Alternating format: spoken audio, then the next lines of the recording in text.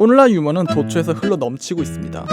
종래엔 전통시장에서나 볼 수 있었던 서커스나 희극들을 손에 들린 스마트폰을 통해 실시간으로 볼 수 있고 그 가짓수도 놀라울 만큼 다양해졌지요. 방송심의위원회의 규제가 아무리 강화되고 소위 정치적 올바름이란 잣대가 들이밀어져도 아무런 소용이 없습니다. 유머는 어떤 식으로든 배출구를 찾습니다. 인터넷 자유 게시판, 유튜브 개그 채널, 팟캐스트, 개인 방송, 심지어는 실시간 스트리밍을 통해 외국의 스탠드업 코미디를 시청하기도 합니다. 그러니 이 시대를 가히 유머의 시대라고 칭해도 그리 어색할 건 없습니다. 그렇다면 현대사회는 왜 유머의 시대가 된 것일까? 이 질문에 답해보기 위해서는 우선 유머가 무엇인지부터 정의해봐야 합니다. 독일의 게팅겐 대학 사회학 교수인 헬무트 플레스너는 웃음과 울음을 한계를 넘어선 것들과 조회했을 때 나타나는 심리적 현상, 즉 한계 반응이라고 봤습니다. 실제로 일상생활에서 예상을 훨씬 웃도는 대사건이나 전혀 예상치 못한 어처구니 없는 일을 당했을 때 우리는 헛웃음 짓거나 망연자실하며 울거나 혹은 미친듯이 웃지 않습니까? 관습이나 일반적인 기대 지평이 한계에 부딪히고 그걸 받아들일 수밖에 없을 때 웃음과 울음은 발생합니다. 또한 경계를 만들고 인식하는 것이 이성의 주된 사업이라면 웃음은 어떤 식으로든 이성과 결부된 것이기도 합니다. 그런 점에서 오도 마르크 바르트가 웃음과 울음은 이성의 범주이다 라는 명제를 제시한 건 옳았습니다. 그러니 이성이 배제와 포함이나 두 가지 얼굴을 갖듯 웃음 역시도 두 가지 얼굴을 갖는다는 건 당연한 귀결입니다. 잘 알다시피 이성은 개념들을 섞는 걸 선호하지 않습니다. 예컨대 남자와 여자는 서로 다른 개념입니다. 아주 오랫동안 이성과 감정, 과감함과 유약함 따위의 범주들로서 성별을 나눠서 정의해왔고 현대에 와서도 그 개념들의 영향력은 상당 부분 계속되고 있죠. 그러나 정말로 그러하던가? 정의된 성별 개념과 실제한 대상은 늘 일치했던가? 그렇지 않습니다. 책 너머의 세상엔 여자 같은 남자, 남자 같은 여자들이 넘쳐나며 심지어는 그 성별 개념으로 분류되지 않는 미묘한 지점들 역시도 넘쳐납니다. 그러니까 젠더 이론가인 주디스 버틀러의 분석처럼 이른바 N게이성이나 불린 시대가 개막될지도 모른다는 말이죠. 여기서 이성은 두 가지 모순된 역할을 합니다. 한편으로는 전날 미셸 푸코가 오랫동안 공들여 분석했듯 정해진 범주가 섞이는 것을 막기 위해 개념에서 위배되는 것들의 가치를 깎아내리거나 혹은 아예 인지불능 상태로 밀어넣는 배제의 기능을 수행합니다. 그러나 다른 한편으로는 기존의 개념 범주를 수정하면서 새로운 것들을 받아들이는 포함의 기능을 수행합니다. 웃음 역시도 마찬가지입니다. 한쪽엔 한계를 넘어선 대상을 무시하거나 깎아내리는 냉소가 있고 다른 쪽엔 그 대상에게 호의를 보내며 짓는 미소가 있습니다. 이때 오도 마르크 바르트는 유머의 지위를 포함적 웃음에 할당합니다.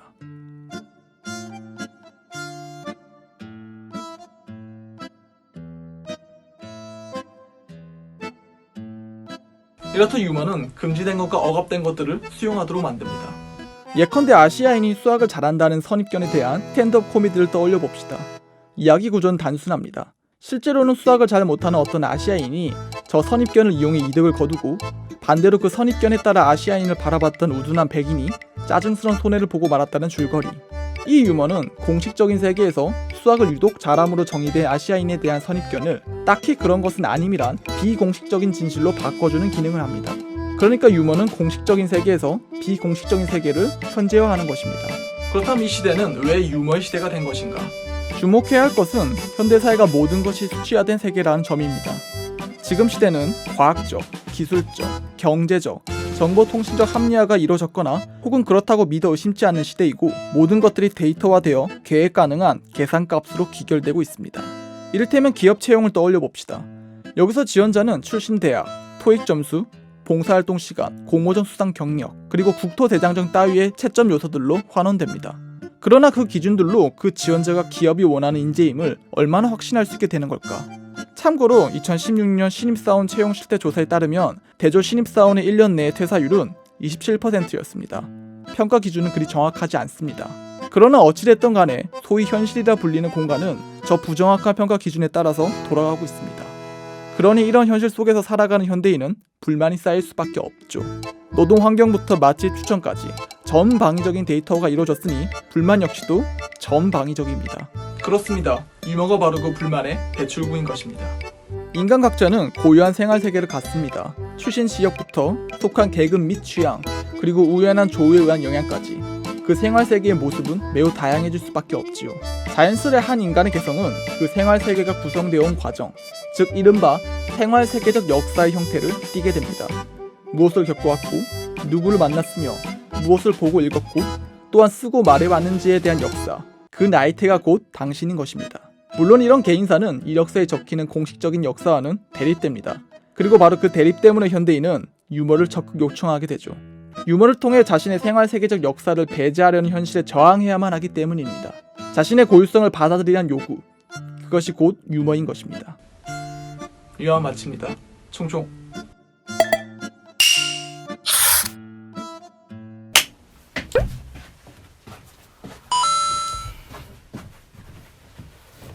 반갑습니다. 홍준성입니다. 반갑습니다. 개굴량입니다. 우리 개굴량님이 제가 처음에 얘기했죠. 개굴량님 옷이 저것밖에 없다고. 아니에요. 옷이 절대 바뀌지 않습니다. 아닙니다, 여러분. 여러분들한테 친근하고자 똑같은 옷만 입고 나오는 거예요. 보이죠? 저는 차려입고 별짓 다 하는데 자, 편하게 하죠.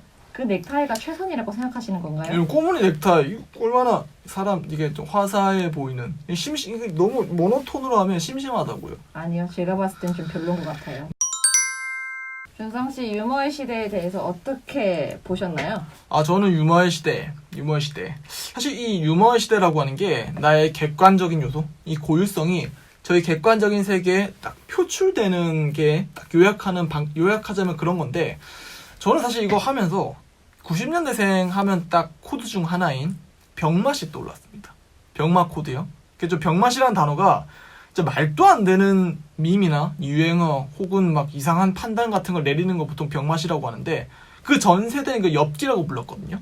근데 그 엽기가 이제 90년대 오면서 완전히 좀 병맛 코드로 바뀌었는데, 저는 그게 떠올랐어요. 사실은 병맛. 우리 개굴량님은 병맛에 대해서 어떻게 생각하세요? 개굴.